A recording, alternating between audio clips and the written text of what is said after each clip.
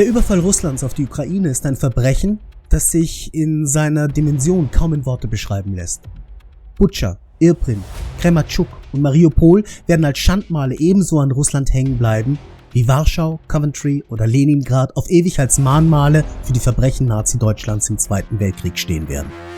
Angesichts des Leides, der Verwüstung und Brutalität, die das heutige Russland in seinem einst als Bruderstaat bezeichneten Nachbarland anrichtet, scheint es nahezu lächerlich, sich über die Frage der wirtschaftlichen Auswirkungen dieses Überfalls auf andere Länder unter dem Aspekt der Preisbindung zu befassen. Wenn ich also in der heutigen Ausgabe von 2 Cents über Sinn und Unsinn staatlich administrierter Preise spreche, so bitte ich Sie dabei nicht zu vergessen, welche Ungeheuerlichkeiten seit dem 24. Februar 2022 gerade einmal 2 Flugstunden von Berlin entfernt vor sich gehen.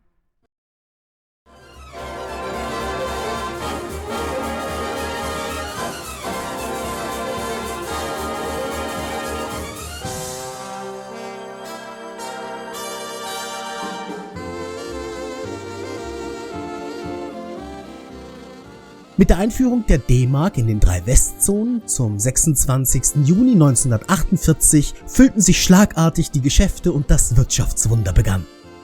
Diese verkürzte Sicht des Aufstiegs Westdeutschland zu einer der größten Wirtschaftsmächte der Welt ist weit verbreitet, nur leider nicht ganz richtig.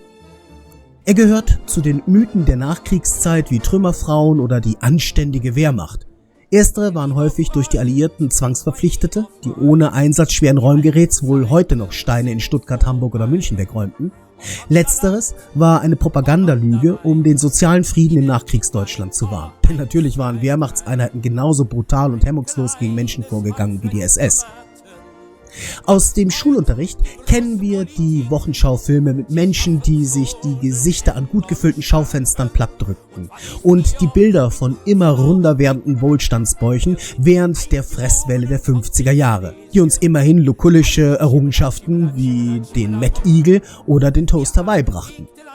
Begleitet vom fröhlich-spöttischen Gesang des Hasi Osterwald Sextetts, jetzt kommt das Wirtschaftswunder, kam es, wie Ludwig Erhard es versprochen hatte. Wohlstand für alle. Oder auch nicht. Zumindest zunächst. Tatsächlich füllten sich die Schaufenster und dank Kopfgeld von 60 Mark, 40 Mark direkt am Tag der Währungsreform ausgezahlt, weitere 20 einen Monat später, konnte man sich auch einiges kaufen, das es bisher nur auf Bezugsscheinen oder dem Schwarzmarkt oder gar nicht gegeben hatte. Die Verwaltung der 3 Zonen folgte einer strikten Nichteinmischungspolitik. Das bedeutete, dass alle Güter und Dienstleistungen mit Einführung der D-Mark ihren Preis über das freie Spiel von Angebot und Nachfrage finden sollten. Dumm nur, dass in einem Land, dessen Industrie und Landwirtschaft noch 3 Jahre zuvor mit Schwung und allem Recht der Welt in Klump und Asche gelegt worden war, die Produktion unmöglich mit der Nachfrage mithalten konnte und mangelnder Wettbewerb, es gab nicht an jeder Ecke einen Supermarkt, dafür sorgten, dass Gebietsmonopolisten kräftig Kasse machten. Was das für breite Teile der Bevölkerung bedeutete, war am Eierpreis schnell ablesbar. Lag dieser vor der Währungsreform bei 12 Reichspfennigen, was in D-Mark ca. 1,2 Pfennig bedeutet hätte, so lag er in der zweiten Jahreshälfte 1948 tatsächlich bei 55 Pfennigen. Offensichtlich weigerten sich deutsche Hühner für D-Mark mehr zu legen, als sie es für Reichsmark getan hatten. Was für Eier galt, traf auch auf andere Lebensmittel zu und so führte das Missverhältnis zwischen den finanziellen Möglichkeiten der Bevölkerung und den durch den Markt gesetzten Preisen nicht zu runden Bäuchen und fröhlich schunkelnden Wirtschaftswunderkindern, sondern zur Abmeldung von Schülern von der Schulspeisung, da sich die Eltern den Kostenbeitrag nicht mehr leisten konnten, und wachsender Unzufriedenheit in weiten Teilen der Westzone. Dennoch beharrte der Rat der Alliierten gemeinsam mit Erhard auf dem freien Spiel von Angebot und Nachfrage, was zu Ereignissen führte, die man heute im Schulunterricht gerne einfach auslässt. Bereits im Juli 1948, also nicht einmal einen Monat nach der Einführung der D-Mark, kam es zu spontanen Aktionen der Bevölkerung. Auf den Wochenmärkten wurden Bauern von Hausfrauen vermöbelt, da sie die Kartoffeln zu Wucherpreisen angeboten hatten, und auf dem Münchner Viktualienmarkt wurden Gänse zwangsenteignet und unter den Anwesenden verteilt. Die Proteste weiteten sich aus und im Oktober 1948 hatte die Stimmung ihren Siedepunkt erreicht. In Bremen und Mannheim wurden Geschäfte gestürmt. In Stuttgart eskalierte die Situation so sehr, dass die US-Verwaltung Militärpolizei mit Panzern anrücken ließ und mit Knüppeln gegen ca. 30.000 Protestierende vorging. Im November 1948 kam es dann zum ersten und einzigen Generalstreik in der deutschen Nachkriegsgeschichte. Mehr als 9 Millionen Arbeitnehmer legten am 12. November die britische und amerikanische Besatzungszone lahm. In Teilen der Gewerkschaften wurden die Rufe nach einer Rückkehr zu staatlich festgelegten Preisen immer lauter. Nun darf man nicht vergessen, dass der Kalte Krieg gerade am Anfang stand. Stalinistische Agitatoren und kommunistische Provokateure waren sicherlich sehr an einer weiteren Eskalation der Situation gelegen, was es erleichterte, die Proteste zunächst zu diskreditieren. Doch andererseits konnten politische Schuldzuweisungen in Richtung Moskau ebenso wenig die übermäßige Teuerung wegreden, wie die D-Mark Hühner zum Eierlegen animiert hatte. Erhard und der alliierte Wirtschaftsrat führten nun ein leidenschaftliches Rückzugsgefecht, bei dem man von der bis dahin verfolgten Lehre der reinen Marktwirtschaft ohne jedweder staatlichen Eingriff sukzessive abrückte. In einem Vortrag aus dem Dezember 1948 sagte Erhard unter anderem: So unwahrhaftig ist es natürlich auf der anderen Seite von einer Verschlechterung des Lebensstandards des deutschen Volkes in seiner Gesamtheit zu sprechen. Eine Aussage, der die Massenproteste Hohn sprachen. In einer Umfrage aus dem Dezember 48 ging hervor, dass 70% eine Abkehr vom Modell der reinen Marktwirtschaft forderten. Die Bude brannte also, und das in manchen Teilen des Landes im wahrsten Sinne des Wortes. Im gleichen Vortrag nimmt Erhard dann Bezug auf das sogenannte Jedermann-Programm. Das jetzt anlaufende Jedermann-Programm dient dem Zweck, innerhalb der sozialpolitisch wichtigsten Bedarfsbereiche eine fortlaufende Versorgung der Bevölkerung mit guten, preiswerten Waren sicherzustellen. Die durch die Währungsreform ausgelösten Härten, zu denen auch die Preissteigerungen gehören, werden besser als durch die Mittel der Zwangswirtschaft durch die Produktion von Jedermann-Waren überwunden werden können. Eine wunderbare Verklausulierung der Tatsache, dass der Staat nun für bestimmte Güter des alltäglichen Bedarfs tatsächlich Höchstpreise durch die Hintertür einführte. Das Programm sah vor, dass knappe Rohstoffe staatlich an die Unternehmen bevorzugt abgegeben wurden, die sich einem Preisdiktat unterstellten. Wer also etwas herstellen wollte und Rohstoffe brauchte, konnte sich diese entweder auf dem freien Markt zu hohen Preisen besorgen oder staatlich subventioniert beziehen, dann aber seine Ware auch nur zum gesetzten Preis verkaufen. Auch wenn das statistische Material aus dieser Zeit recht dünn gesät ist, so scheint festzustehen, dass zum Beispiel im Bereich Schuhwerk 1950 ca. 60% aller verkauften Waren dem Jedermann-Programm entstammten. Der Staat hatte also deutlich und nachhaltig in das freie Spiel des Marktes eingegriffen. Das Beispiel der Währungsreform zeigt auf eindringliche Weise, dass Modell und Wirklichkeit, Ideologie und Realität viel Raum für Maßnahmen geben, die zwar nicht der reinen Lehre zu entsprechen scheinen, pragmatisch aber den richtigen Weg darstellen. Immerhin konnte man durch das Jedermann-Programm die vielstimmig geforderte Rückkehr zur staatlichen Wirtschaft abwehren und eine deutliche Verbesserung der Versorgungslage in den Westzonen gewährleisten. Und damit nun in die Gegenwart und zur Frage, ob die Lehren aus 1948 auf die Versorgung mit Energie in Deutschland des Jahres 2023 übertragbar sind. Sowohl die von der Bundesregierung ausgerufene Gaspreisbremse als auch der Preisdeckel für Gas und Öl, wie von der EU im Zuge der gegen die russische Aggression in der Ukraine implementierten Maßnahmen, stellen letztlich massive Eingriffe in den Prozess der Preisbildung dar. Handelt es sich hierbei also um pragmatische Maßnahmen, die den Menschen in Deutschland und Europa helfen, die Inflation zu zügeln und Russland zu schwächen? Oder um den Albtraum aller wirtschaftsliberalen Politiker, die den Untergang des freien Marktes vorhersehen? Schauen wir uns zunächst die Gaspreisbremse an. Ab März 2023 wird der Gaspreis für 80% des im September 2022 geschätzten Gesamtjahresverbrauchs auf 12 Cent je Kilowattstunde festgesetzt. Kurz, für 80% des in 2022 verbrauchten Gases ist der Preis staatlich fixiert. Alle weiteren Verbräuche werden zum normalen Marktpreis berechnet. Aktuell liegt der Preis je Kilowattstunde bei ca. 20 Cent. Im Vergleich zum Gaspreis im Jänner 2021, hier lag er bei 4 Cent, eine Steigerung um 500%. Die Versorger erhalten die Differenz zwischen Markt- und Abgabepreis aus Mitteln des sogenannten Sondervermögens, auch Doppelwumms genannt. Kurz, die Sache ist schuldenfinanziert. Letztlich geht es darum, dafür Sorge zu tragen, dass die Bundesbürger nicht in den finanziellen Ruin getrieben werden.